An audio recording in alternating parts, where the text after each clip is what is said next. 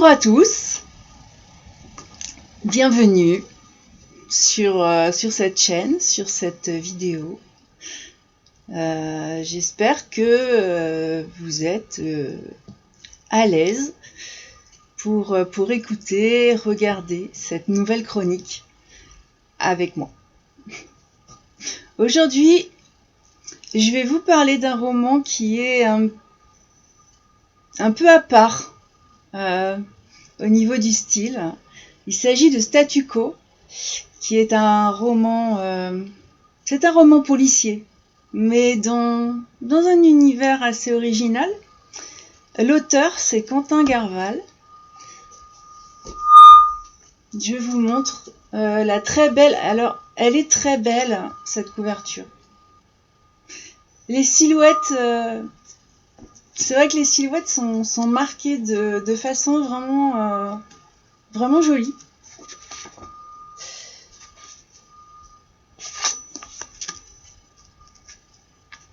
Alors, ce livre est imprimé par par Books on Demand. Je l'ai dit parce que j'aime beaucoup le principe. Voilà. Il n'y a jamais rien qui ira au pilon ou comme ça peut se faire. Books on Demand, hein, son nom l'indique, le livre à la demande. C'est quand on commande le livre qu'il est imprimé. C'est quelque chose. C'est énormément utilisé par les auteurs indépendants. Voilà. C'est vrai que ça reste simple d'utiliser des plateformes pour un numérique. Après, il est vrai que faire imprimer, c'est déjà un petit peu plus compliqué. Et il y a effectivement voilà ce type de service. Ouais, je vais appeler ça un service qui déjà gère tout ce qui est demande, service presse. Vous pouvez acheter directement auprès de Books on Demand. Et en fait, ça participe à quelque chose qui est très important pour moi. Mettre des livres au pilon, c'est dérangeant. Si vraiment on manque on était vraiment dans un univers apocalyptique et qu'on arrive dans l'ère glaciaire, on peut éventuellement s'en servir pour se réchauffer dans la cheminée. Ouais, je ne l'ai pas inventé, je l'ai vu dans un film qui n'est pas récent. Mais c'est vraiment le dernier truc à faire, quoi. Enfin, je ne sais pas ce que vous en pensez. Alors, Statu Quo. Je ne sais pas ce qui se passe depuis alors, entre mes soucis de connexion et le fait que quand je m'approche de l'ordinateur, ça crée du Larsen. Je ne sais pas ce que j'ai sur moi que j'avais pas avant, mais on se croirait en pleine anticipation si je m'approche du matériel, ça fait un Larsen phénoménal. Revenons-en à Statu Quo de Quentin Garval. Et sur mon avis lecture, c'est peut-être ce qui vous intéresse plus que la science-fiction et les poltergeists de chez moi. C'est vrai, comme je vous l'ai dit, c'est une enquête policière, mais dans un univers qui est légèrement futuriste. Très honnêtement, j'ai passé un super moment de lecture et je le recommande sans hésiter. Vous n'êtes pas obligé d'écouter la suite. Ça, c'est dit. Et je n'ai mis qu'une seule citation. Parce que justement, je ne voulais pas que, quel que soit ce qui est cité, ça puisse éventuellement donner un indice quelconque sur ce roman. Il est trop bien mené, trop bien fichu pour tout gâcher en parlant.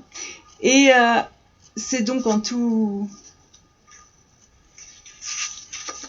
début de livre. Donc c'est dans l'introduction. C'est sur des sols jonchés de cadavres que poussent parfois les plus belles fleurs. Un bon thème de réflexion, non? Alors ça, c'était dans l'introduction. Ensuite, vous avez un prologue qui est déjà un mystère à lui tout seul. Il y a des lignes. L'auteur a vraiment une écriture assez particulière, énigmatique. Chaque mot a une importance et dans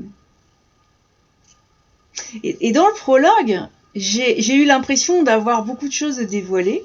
Je me suis dit, l'auteur, il est très riche ce prologue. C'est une illusion, hein, en fait, bien sûr. J'ai juste fait une rencontre.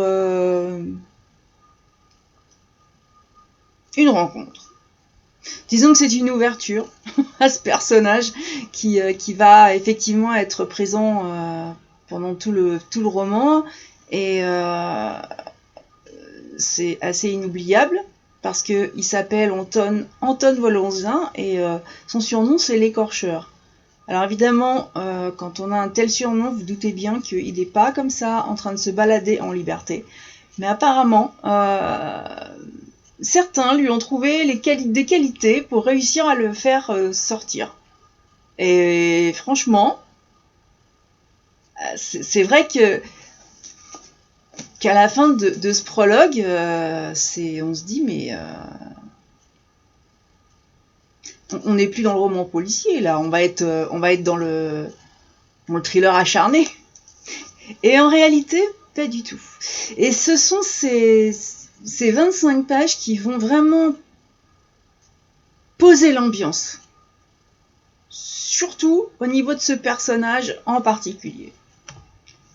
J'en dis pas plus, je vais vous présenter le personnage, l'un des personnages principaux, mais pour lequel j'ai eu un gros coup de cœur. C'est Silas. Bon, lui, il a pas de bol, parce que il est parti en mission travailler dans le sud de la France, et il tombe des cordes. Alors c'est vrai que je dis que c'est pas de bol, parce que j'habite dans le sud-est, et on a un soleil magnifique. On attend en général que la pluie tombe plus souvent que le côté soleil qui brille. Et c'est vrai que c'est une région qui est recherchée pour son soleil. Ben, lui, il a pas de bol. Il arrive là, c'est ce que je me suis dit. Il arrive là, et il se prend une radée phénoménale. Et pour décrire Silas, je dirais qu'il est quand même très efficace pour mettre fin au conflit. Surtout qu'il va les résoudre d'une façon définitive. Et c'est très important. Je crois qu'on a besoin de ces personnalités-là dans le monde d'aujourd'hui. Bon, alors évidemment, il fait pas les choses n'importe comment. C'est un personnage qui pourrait être vraiment mais détesté pour ses actes, quelque part, mais moi je l'aime beaucoup justement pour la finalité de ses actes. Et c'est un personnage qui est plein de surprises. C'est-à-dire que pendant les... Combien il fait de pages ? Pendant les 440 pages de ce roman, Silas m'a épaté. Vraiment, il est plein de surprises, il est touchant. Et vous allez voir, vous allez faire sa connaissance. Je sais pas du tout ce qu'il va provoquer comme sentiment chez vous, mais en tout cas, au fil du temps, j'ai appris à le connaître. Voilà, je l'ai découvert, je l'ai suivi, je l'ai observé en quelque sorte. Pour découvrir que dans la vie, on ne peut pas être forcément toujours pour quelque chose ou contre quelque chose. Il y a beaucoup de nuances. Je vais peut-être pas m'étaler. Je vais vous présenter maintenant notre super duo de policiers, Evelyne et Jazem. Bon, j'ai supposé que c'était Evelyne. On peut me tromper. Mais c'est un duo de flics avec des dialogues. Alors là, c'est vrai qu'on est, on est vraiment dans les dialogues qui sont parfois totalement improbables. Je vous assure. C'est un roman qui... je l'ai pas mis dans le thriller, j'ai vraiment parlé de roman policier parce que c'est une enquête. Mais ce sont vraiment, les personnages sont tellement d'un côté extravagants, de l'autre côté pas du tout, et Evelyne, dite Evie, est une jeune fliquette, mais alors bien sûr, elle est avec un coéquipier qui est beaucoup plus, qui a du métier, mais elle a beaucoup à en apprendre, hein, normalement, c'est comme ça que ça se passe. Mais alors, par contre, elle a un caractère, waouh. C'est vrai qu'elle est pas toujours facile. Et puis là, je sais pas, ils rentrent et c'est la grande nouvelle du jour. Ils étaient sur une enquête et on leur dit que, elle était résolue. Ils recherchaient 4 jeunes filles et elles sont retrouvées en bonne santé. Tout va bien. Mais par contre, justement, Evie, son caractère et sa façon de toujours regarder les choses d'une façon différente et pas comme on le lui explique, elle a une sorte d'intuition assez... Elle se dit que d'un certain côté, il y a beaucoup de choses qui ressemblent à une exécution sur le lieu de libération de ces jeunes filles. Et ça va la pousser à fouiner là où on ne lui a pas demandé.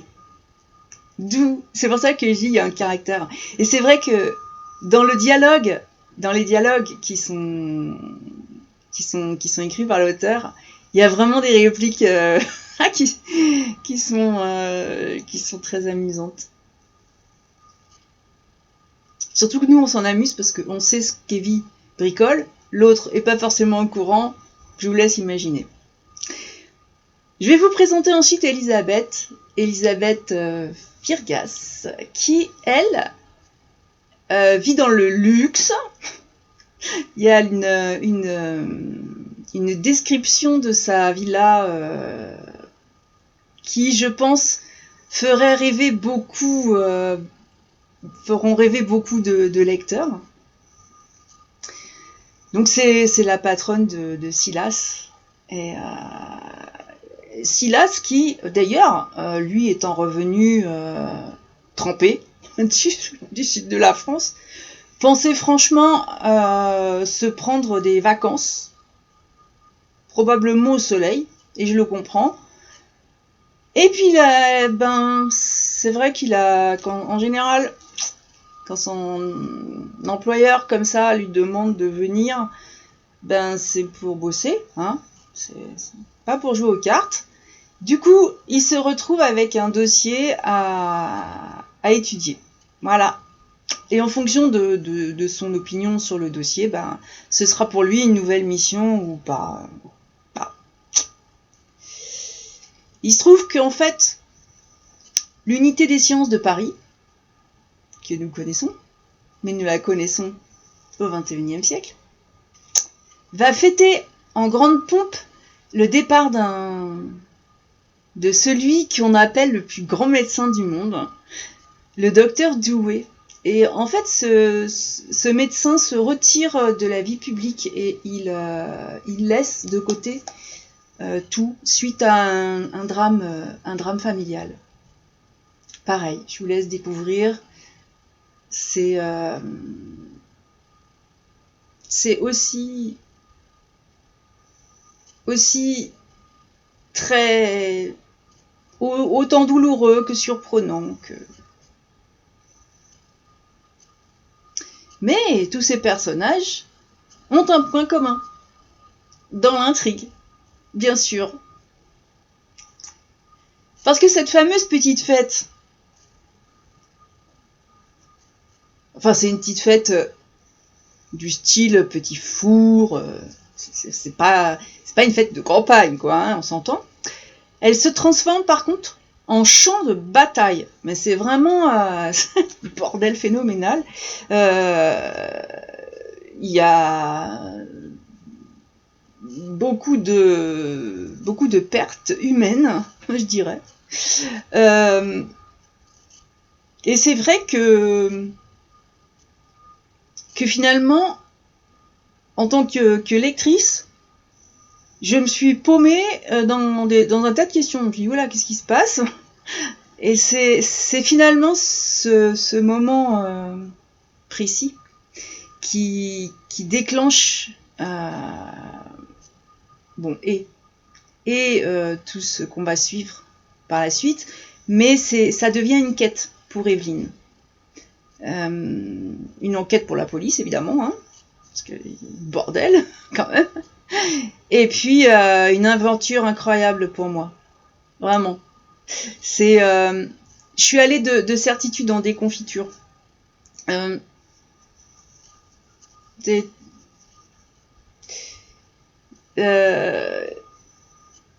C'est marrant parce que ce sont des croyances qui, voilà.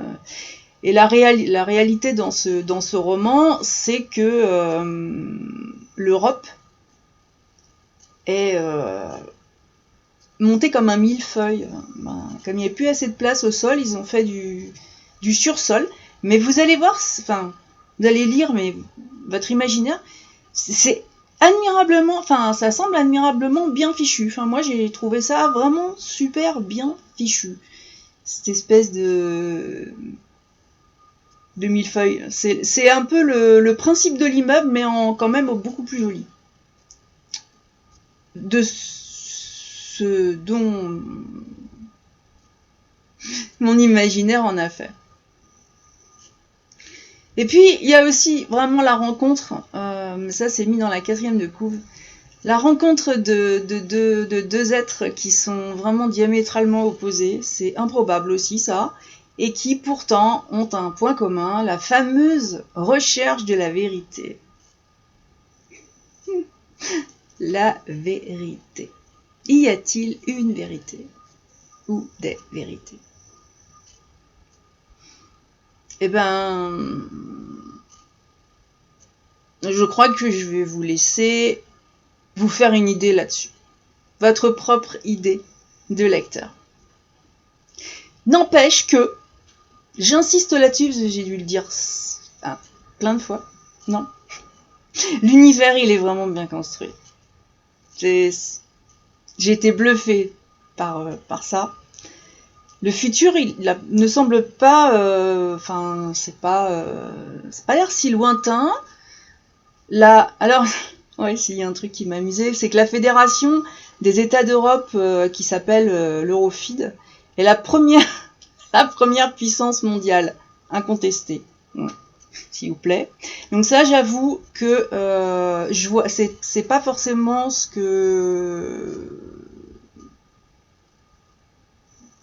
sur quoi je mise pour l'avenir.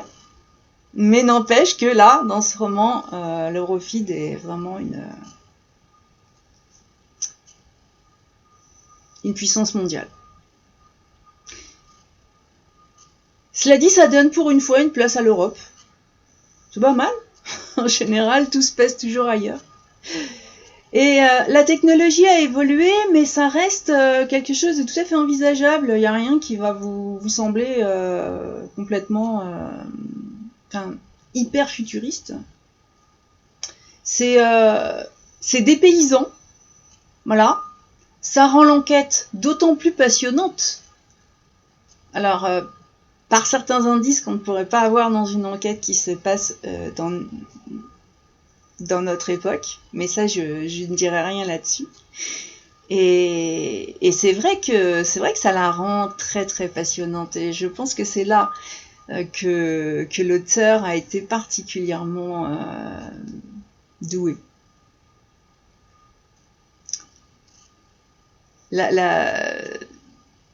y a aussi, bon, il y a toujours notre Evelyne qui suit ses intuitions. Voilà, avec aussi des indices, vous verrez, très particuliers et très réfléchis. Et puis, vraiment, il y a des personnages qui sont d'une ambivalence assez extraordinaire. Ça, j'avoue que c'est... Les personnages font beaucoup... Enfin, en fait, c'est vrai que les personnages et l'univers... tellement originaux, font beaucoup dans ce roman. L'enquête, elle pourrait être très très banale si on la sortait de ce contexte. C'est une enquête de police, quoi. Mais, eh bien, cette enquête de police, elle a été intégrée dans quelque chose qui la rend exceptionnelle. Et j'aime beaucoup.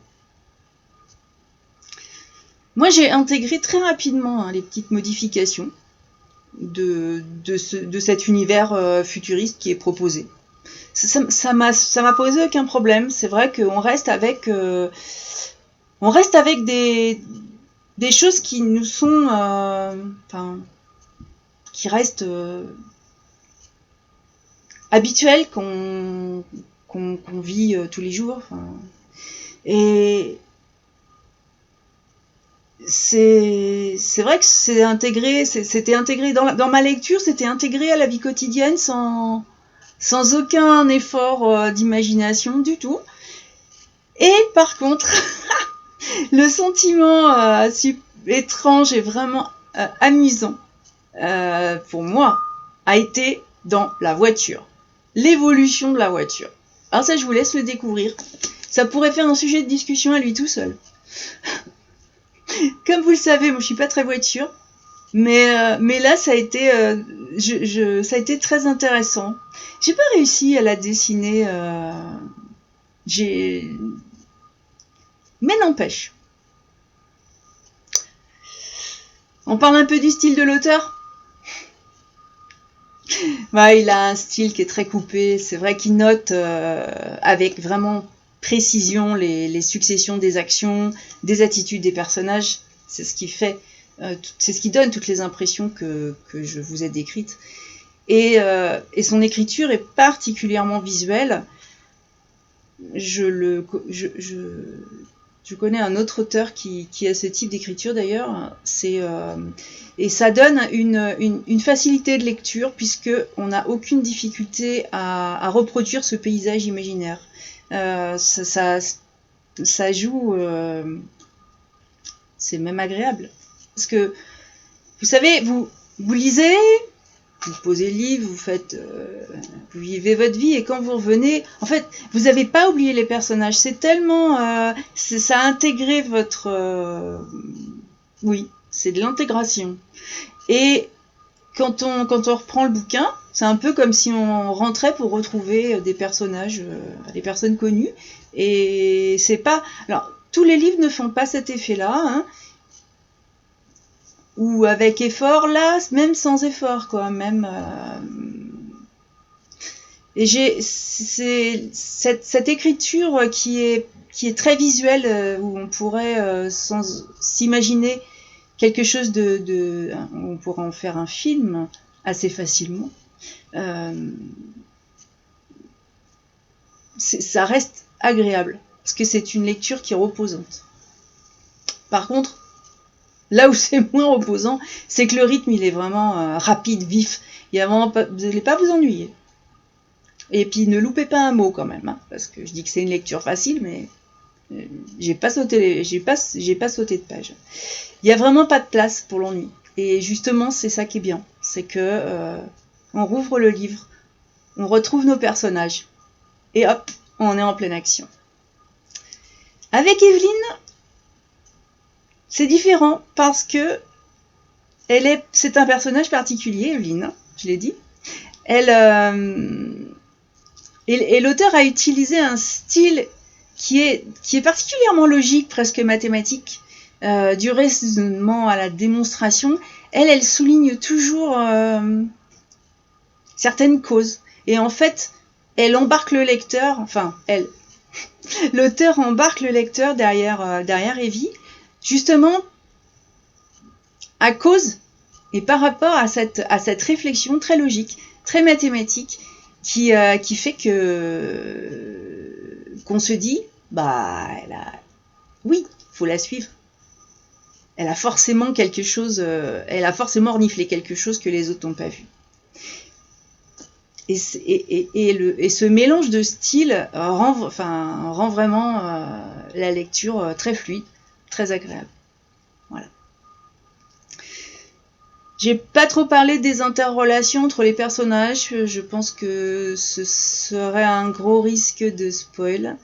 Mais vous allez vite comprendre que rien n'est jamais acquis. Et c'est ce que je disais, c'est pas blanc, noir, il y a vraiment tout un camailleux de gris et de nuances qui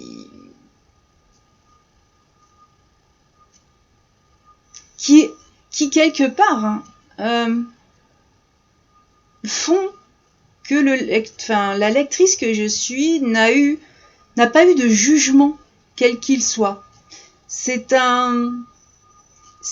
une façon d'écrire que j'aurais presque envie de retenir pour autre chose qui n'a rien à voir. Mais au niveau, c'est vrai que cette façon de laisser la place à toutes les nuances, eh ben, disons qu'on n'est pas dans le jugement. Jamais. Parce que ça oblige à réfléchir, c'est vrai. Rien n'est jamais tout comme ça ou tout comme ça. Et ça, c'est un aspect du roman que je vous laisse aussi découvrir, en espérant que vous y prendrez autant de plaisir que moi. Parce que, oui, ça a été vraiment, vraiment un chouette moment de lecture, dans une période en plus où j'étais fatiguée et il tombait très bien. De toute façon, rien n'arrive jamais au hasard. On est d'accord. Alors, Statu Quo, c'est un auteur indépendant. Vous pouvez le trouver sur Books on Demand. Évidemment, sur Kindle, Amazon. Je suppose aussi chez d'autres.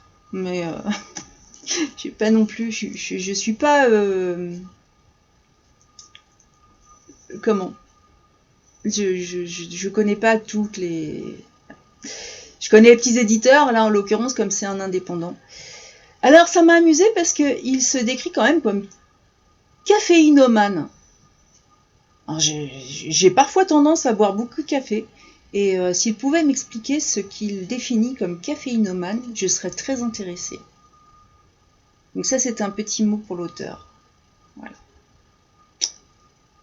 Et en tout cas, il a beaucoup d'inspiration. Je tiens à le remercier d'ailleurs tout particulièrement parce que c'est lui qui m'avait proposé ce service presse. Je remercie Books on Demand parce que Books on Demand donc, s'occupe de la presse papier, étant donné que je ne suis toujours pas une grande lectrice de numérique. Vous allez voir aussi que j'ai ouvert un site sur Patreon parce que où j'ai regroupé toutes les activités de notre association, donc qu'elles soient culturelles, agricoles ou éducatives. C'est bon, l'éducation à l'environnement, informative. Eh bien, je me suis amusée parce que comme en ce moment, je vais retravailler pas mal dehors, donc je lis dehors, je m'amuse à faire des morceaux de vidéo que je mets en bonus. Donc vous pouvez devenir contributeur. J'ai mis que des petits montants parce que je sais très bien que tout le monde n'est pas fortuné, mais ça aide l'association à continuer et à vous faire découvrir des auteurs qui ne sont pas forcément mis en avant partout, et d'autres petites choses, et puis d'avoir une relation un petit peu plus... Je vais pas dire intime, hein, parce que je voudrais surtout pas que ce soit mal perçu, mais disons de pouvoir de pouvoir créer une communauté, voilà, une communauté, et sachant que Internet nous permet franchement de nous retrouver où que nous soyons dans le monde.